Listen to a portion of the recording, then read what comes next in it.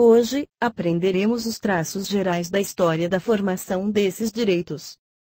Quando tratamos da história dos direitos humanos, é comum ouvirmos falar no chamado período axial.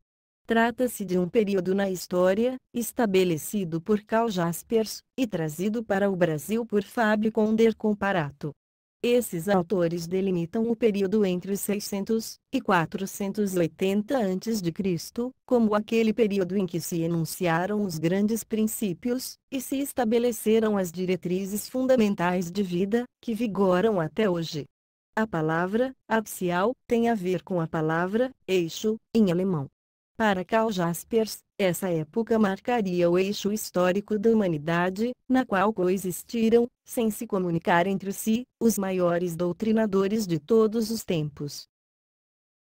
É durante esse período que a filosofia surge na Grécia, substituindo, pela primeira vez na história, o saber mitológico pelo saber racional. É também o período em que surge a democracia. Na linha dessa tendência à racionalização, as religiões tornam-se mais éticas e menos fantásticas. Em lugar dos antigos cultos da natureza, busca-se alcançar uma esfera transcendental ao mundo e aos homens. Cristianismo. O surgimento do cristianismo é um marco decisivo na afirmação dos direitos humanos. O cristianismo apresenta duas mensagens principais a respeito da dignidade da pessoa humana. A primeira é a criação do homem à imagem e semelhança de Deus. Essa mensagem, já constante da tradição judaica, distingue o homem de todos os outros seres da natureza, colocando-o como ápice de tudo o que foi criado. Deus criou o ser humano à sua imagem. A imagem de Deus o criou. Homem e mulher, ele os criou. Gênesis, capítulo 1, versículo 27. A segunda mensagem a respeito da dignidade humana é a encarnação do Logos. A palavra Logos, em grego, possui um amplo significado. Pode ser traduzida como palavra, fundamento, sentido. Essa expressão foi utilizada pelo apóstolo João, ao expressar que Jesus era o fundamento de tudo, o sentido da vida, a palavra de Deus em pessoa. E a palavra se fez carne, e veio morar entre nós. Nós vimos a sua glória. Glória que recebe do seu Pai, como Filho único, cheio de graça e de verdade. Evangelho de João, capítulo 1, versículo 14. Do fato de que o próprio Filho de Deus, que é Deus junto com o Pai, tenha assumido a natureza humana, traz um significado radicalmente novo para a vida humana. Veja como a Igreja Católica trata o alcance da encarnação do Verbo de Deus. Na realidade, o mistério do homem só se torna claro verdadeiramente, no mistério do Verbo encarnado. Com efeito, Adão, o primeiro, era a figura daquele que haveria de vir, isto é, de Cristo Senhor. Novo Adão, na mesma revelação do mistério do Pai e de seu amor, Cristo manifesta plenamente o homem ao próprio homem, e lhe descobre a sua altíssima vocação. Não é, portanto, de se admirar, que em Cristo estas verdades encontrem sua fonte, e atinjam seu ápice. Ele é o homem perfeito, que restituiu aos filhos de Adão a semelhança divina, deformada desde o primeiro pecado. Como a natureza humana foi nele assumida, não aniquilada, por isso mesmo também foi em nós elevada a uma dignidade sublime. Com efeito, por sua encarnação, o Filho de Deus uniu-se de algum modo a todo homem. Trabalhou com mãos humanas, pensou com inteligência humana, agiu com vontade humana, amou com coração humano. Nascido da Virgem Maria, tornou-se verdadeiramente um de nós, semelhante a nós em tudo, exceto no pecado. Concílio Vaticano II, Constituição Dogmática Gaudium et Spes, número 22. Desenvolvimentos a partir do cristianismo. A partir desses ensinamentos, a cultura ocidental, e um pouco também a oriental, passou a ser marcada pela paulatina concepção da dignidade da pessoa humana. Já a partir de tratados antigos, como o Pastor de Hermas, redigido ao redor do ano 96, abordam-se temas relacionados com os direitos fundamentais do homem para que tenha o necessário para sua vida. Neste escrito, declara-se a obrigação de socorrer quem está na indigência. São Basílio também insiste neste combate à falta de bens necessários para a vida digna. Compara o fato de não ajudar os mais pobres a um homicídio. Dizia também: se cada um tomasse apenas o que corresponde às suas necessidades, e deixasse o supérfluo para os necessitados, ninguém seria rico, mas tampouco haveria pobres. São Gregório Niceno condena veementemente a escravidão, afirmando que ela é uma ofensa à ordem estabelecida por Deus na criação. Essa ordem implica na igualdade entre todos os seres humanos. Outro pensador importante na época é Lactâncio. Apresenta uma concepção ampla da vida social, sempre baseada na dignidade de toda pessoa humana. Essa dignidade e igualdade exige que todos sejam tratados com justiça. Ele dizia: devem ser considerados como bestas ferozes os homens que prejudicam o homem, aqueles que o despojam, atormentam, matam e exterminam. Santo Ambrósio de Milão apresenta a virtude da justiça como a capacidade de lutar pelo direito alheio. Também apresenta ensinamentos sobre o direito do trabalhador ao salário. Na Espanha, Santo Isidoro de Sevilha escreve defendendo certos direitos humanos fundamentais. Entre eles, o direito a ter filhos e educá-los, o direito à propriedade, e o direito à liberdade. Além disso, é muito importante sua defesa de que o soberano deve se submeter às leis que ele mesmo edita. É o primeiro sinal histórico daquilo que viria a ser chamado de Estado de Direito. Também a literatura espiritual da época apontava para a dignidade humana. São Pacômio escrevia que todo cristão deve ser capaz de ver no outro a imagem do Senhor. Idade Média. Na ordem política medieval, não se aceitava a ideia de que o indivíduo possuísse uma esfera de atuação própria, desvinculada da polis. Assim, os direitos eram concedidos a grupos sociais, e não a indivíduos isoladamente.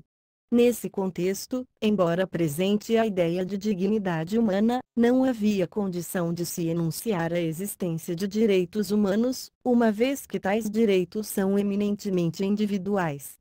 Ou seja, só é possível se falar em direitos humanos quando se concebe o indivíduo isoladamente do grupo social, o que não acontecia na Idade Média.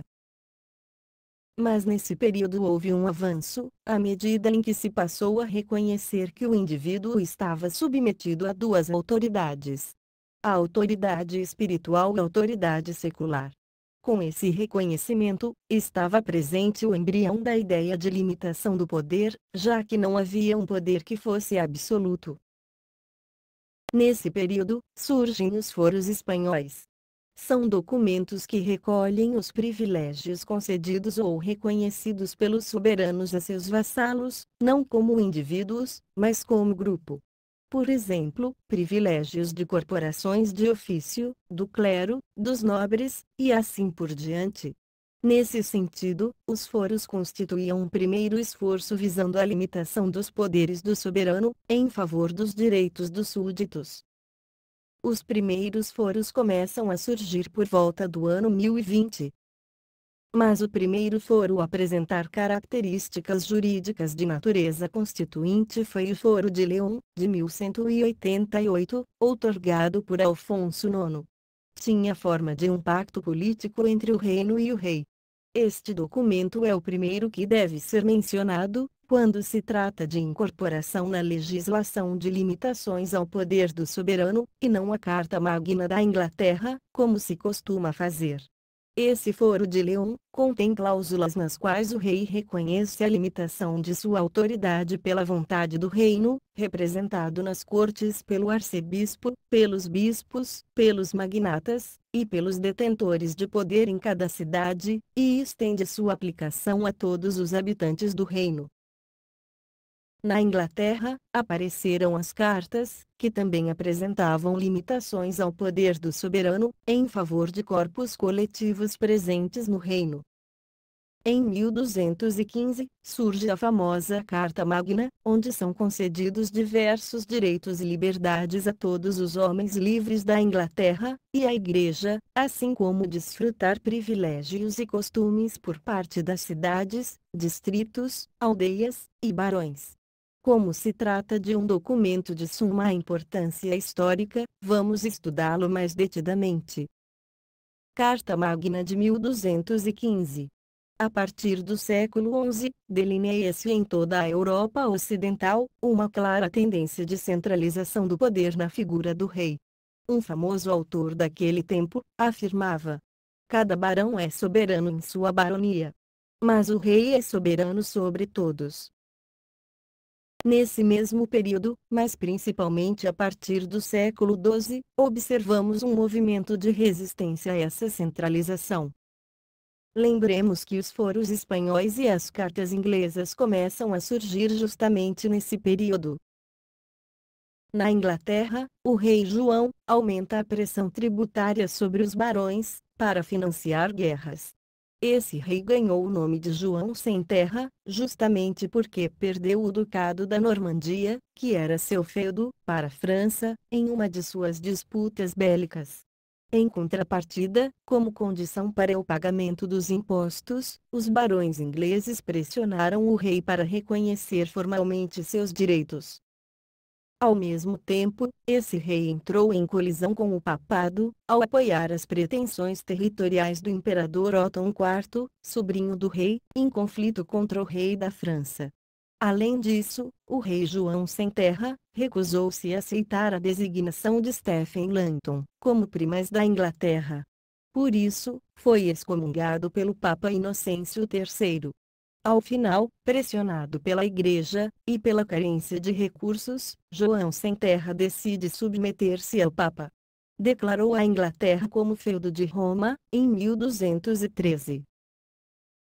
2 anos depois, em 1215, João Sem Terra teve de enfrentar a revolta armada dos barões, que chegaram até mesmo a ocupar Londres. Foi obrigado a assinar a Magna Carta, como condição para terminar a hostilidade dos barões.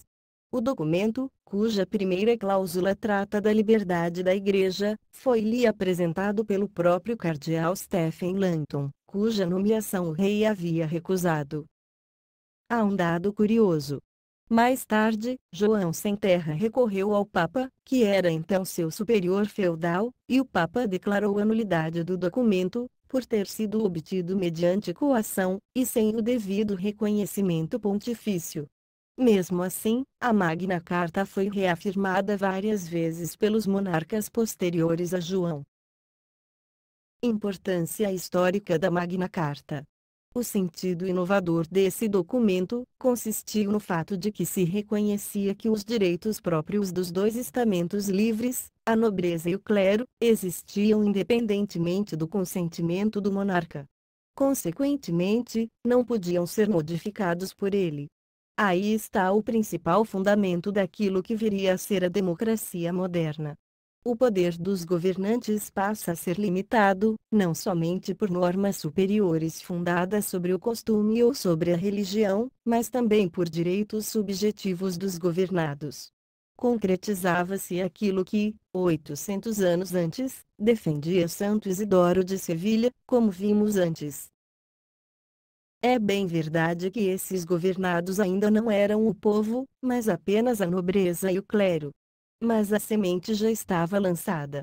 Inclusive, na parte final da primeira cláusula, faz-se referência, não a nobres ou clérigos, mas aos homens livres da Inglaterra. Dessa maneira, o que passava a contar era o estado de liberdade, também compartilhado pelos plebeus, e não o título hereditário de nobre ou clérigo. As principais disposições desse documento são as seguintes. Liberdade da Igreja. Explicitamente, a carta se refere à liberdade de escolha dos superiores eclesiásticos. Isso tinha a ver com a anterior recusa do rei, na nomeação do primaz da Inglaterra, que gerou toda a disputa com o Papa. Limitação ao poder de tributar. A cláusula 12 da Magna Carta estabelece que o rei não poderá cobrar tributos sem que haja o consentimento do Conselho Comum do Reino. É a origem daquilo que hoje conhecemos como reserva legal em matéria tributária. A Carta cria algumas ressalvas para o bem do rei, como tributos criados para pagar resgate por sua pessoa, para armar seu filho mais velho como cavaleiro, para celebrar o casamento de sua filha mais velha. Mas, assim mesmo, a Carta limita esses tributos a uma quantia que seja razoável. Fixação do foro de competência para ações judiciais ordinárias. Até então, era-se obrigado a ingressar com uma ação onde estivesse a corte do rei, o que dificultava o direito de pleitear em juízo. A partir da Carta, passa o foro a ser em local fixo. Proporcionalidade na aplicação das penas. Garante-se que um delito leve terá pena leve. E mesmo no caso de delitos graves, a pena não poderia ofender certos direitos do infrator. Por exemplo, um comerciante não poderia ser punido de forma a prejudicar o exercício de sua profissão. Além disso, todas as pessoas só poderiam ser punidas se houvesse testemunho de pessoas íntegras, da vizinhança. Quanto a condes e barões, passaram a ser julgados tão somente por seus pares, ou seja, por um conselho de condes e barões. E, da mesma forma, a punição deveria ser proporcional. Consentimento prévio do proprietário, para que um representante do rei pudesse utilizar seus bens. Julgamento pelos pares, e com o devido juízo legal. A cláusula 39 determina que ninguém será punido a não ser mediante um juízo legal de seus pares, e conforme a lei. Era aquilo que hoje conhecemos como o devido processo legal. Verificamos, também, que o julgamento passava a somente ser feito por pessoas iguais àquele que estava sendo julgado. É a origem do que hoje conhecemos como júri. Acesso à justiça. A cláusula 40 estabelece que o direito de qualquer pessoa a obter justiça não será recusado, postergado ou cobrado. Liberdade de comércio. Garante-se que todos os comerciantes possam entrar e sair livremente da Inglaterra, para desempenhar o comércio. Há também normas sobre o tratamento de comerciantes estrangeiros, quando o seu país de origem estiver em guerra com a Inglaterra. Essa norma prevê o tratamento conforme a reciprocidade. Ou seja, o comerciante estrangeiro seria tratado pela Inglaterra, conforme um comerciante inglês fosse tratado pelo seu país. Lei de Habeas Corpus, de 1679. O habeas corpus já existia na Inglaterra, desde antes mesmo da Magna Carta, em caso de prisão arbitrária. Mas não havia regulamentação processual adequada, o que levava a excessiva demora na apresentação dos presos à autoridade competente. A partir dessa nova lei, confere-se o prazo de 3 dias para essa apresentação, contados a partir do pagamento das custas de transporte. Esse prazo era maior, conforme a distância entre o local onde estivesse o preso e o local onde deveria ser apresentado. Importância histórica. Essa garantia judicial, criada para proteger a liberdade de locomoção, tornou-se a matriz de todas as garantias que vieram a ser criadas posteriormente, para a proteção de outras liberdades fundamentais. Por exemplo, o mandado de segurança copiou a lei de habeas corpus, no que se refere a ser uma ordem dirigida a qualquer autoridade pública, acusada de violar certos direitos do cidadão. O dispositivo nuclear do habeas corpus inglês, ou seja, a ordem de apresentar o paciente em juízo imediatamente, não foi reproduzido por outras legislações. No Brasil, por exemplo, com o habeas corpus o paciente é apenas solto, e não levado perante o juiz. Em compensação, nas legislações, o habeas corpus passou a ser utilizado não só em caso de prisão efetiva, mas também em caso de ameaça de simples constrangimento à liberdade individual de locomoção.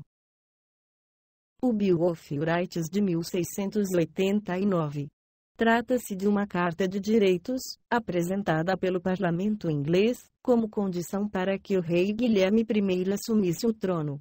Os aspectos mais importantes desse documento são os seguintes: instituição da separação de poderes. A Carta fortalece o Parlamento, limitando os poderes do rei.